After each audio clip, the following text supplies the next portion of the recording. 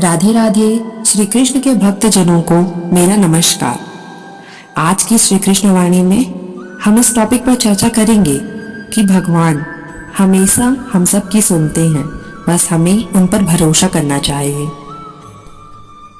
छोटा सा बच्चा और भगवान का अनुभव।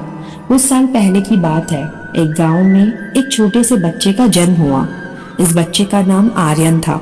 वो बहुत ही छोटा था, लेकिन उसका विश्वास बड़ा था।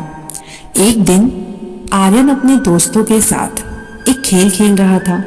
उसने देखा कि एक पंख टूट गया है और एक परिंदा जमीन पर गिरा है। आर्यन ने उस परिंदे को अपने हाथ में लिया और बच्चों के साथ उसके लिए प्रार्थना की कि वह ठीक हो जाए। आर्यन की विश्वसनीयता और दया ने उस परिंदे को ठीक कर दिया। थोड़ी ही देर बाद परिंदा उड़ने लगा और आर्यन और उसके दोस्तों को दिखाया कि वह अच्छा और स्वस्थ है। यह घटना आर्यन के लिए एक महत्वपूर्ण सबक था। वह समझ गया कि अगर हम विश्वास और दया के साथ किसी की हेल्प करते हैं तो भगवान भी हमारी सुनते हैं और हमारी प्रार्थना को सुनते हैं। एक निष्कलंक विश्वास। एक गांव में एक बूढ़ी औरत रहती थी जिसका नाम था धन्या। वह ईमानदार और भक्तिमान थी। धन्या का दिन अपने भगवान श्री कृष्ण के साथ शुरू होता था और उनकी पूजा में वह हमेशा विश्वास रखती थी। एक दिन एक गरीब आदमी धन्या के पास आया। उससे भोजन के लिए कुछ मांगा। धन्या ने उसे दिया और उसके बच्चों के लिए भगवान श्री कृष्ण से प्रार्थना की कि उनके बच्चों का भविष्य उज्जवल हो। कुछ ही दिनों बाद धन्या को एक अमूल्य रत्न मिला जिसे वह बेचकर अपने गरीब गांव को सशक्त बनाने के लिए उपयोग कर सकी। वह जान गई कि भगवान ने उसकी प्रार्थना को सुना और उसकी हेल्प की। यह कथा हमें सिखाती है कि जब हम भगवान पे विश्वास रखते हैं और भगवान से आत्मसमर्पण से प्रार्थना करते हैं तो वह हमारी हेल्प जरूर करते हैं और हमारे जीवन को सशक्त बनाते हैं। भगवान के दर्शन की तमन्ना। एक साधु जी गांव में आए। वह गरीब औरत से कुछ भोजन के लिए पूछे। औरत ने उसे खाने के लिए जो कुछ भी दिया था वह सब उसको दिया। साधु जी ने खाने के बाद धन्यता भरी भावना के साथ औरत से पूछा, तुम्हारे पास कुछ और है जिसको तुम मेरे साथ बांट सकती हो? औरत ने कहा, मेरे पास तो कुछ भी नहीं है।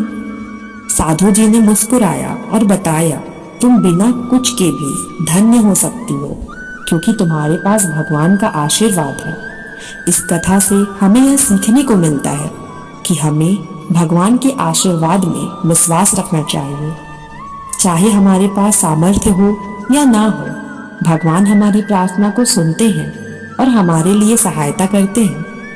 भगवान का अद्भुत दर्शन। एक बार की बात है, एक युवक अर्जुन अपने जीवन में खोज रहा था। उसकी आत्मा अशांत थी। उसको अपने उद्देश्य की तलाश थी। वो भगवान श्री कृष्ण के ध्यान में लगा। उनसे आत्मा के रहस्य के बारे में पूछने लगा। भगवान श्री कृष्ण ने उसको बताया कि आत्मा की तलाश में हमें अपने मन को कंट्रोल करना चाहिए, ध्यान और साधना का पालन करना चाहिए और दूसरों की हेल्प करनी चाहिए। अर्जुन ने भगवान के संदेश का पालन किया और उनसे अपने जीवन को एक नई दिशा में मोड़ दिया। उसकी आत्मा को शांति और सुख मिला और वह खुशी हो गया। संकेतों के पीछे की रहस्यमय शक्ति। एक गांव में एक गरीब आदमी रहता था जिसका नाम रामू हरि था। वह हमेशा भगवान श्री कृष्ण की पूजा करता था, उनसे प्रेम करता था। एक दिन वह गांव के मंदिर में जा रहा था, तभी एक पक्षी उसके सामने गिर गया। वह मर गया। रामू हरि ने पक्षी की देखभाल की, उसके प्यासे मुंह में पानी डाला। पक्षी ने उसके धन्य होने की सूचना देने के लिए रामू हरि को धन्यवाद कहा और वह उड़कर चला गया। थोड़ी देर बाद एक समृद्ध व्यापारी गांव में आया और अपने साथी के साथ खोए हुए पक्षी को ढूंढने लगा। उसने रामू हरि से पूछा, क्या तुमने एक पक्षी को देखा है? रामू हरि ने सच बताया और पक्षी के मृत्यु का समय और स्थान बताया। व्यापारी ने पक्षी की देखभाल कर ली और उसके साथी को खोजने में सफलता मिली। उसके बाद व्यापारी ने रामू हरि को अमीरी का उपहार दी। से हमें यह सीखने को मिलता है कि भगवान श्री कृष्ण के विश्वास में जो शक्ति होती है वह अद्भुत है। हमें भगवान की पूजा में विश्वास और प्रेम के साथ लगना चाहिए, क्योंकि वह हमारे संकेतों को सुनते हैं और हमारी हेल्प करते हैं। इन कथाओं से हमें यह सीखने को मिलता है, भगवान सबकी सुनते हैं और हमारे विश्वास और प्रेम के साथ हमें अपने लक्ष्य की प्राप्ति में हेल्प करते हैं।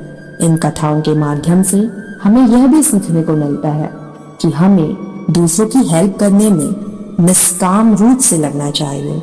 भगवान के प्रति हमारे विश्वास को कभी हारना नहीं चाहिए।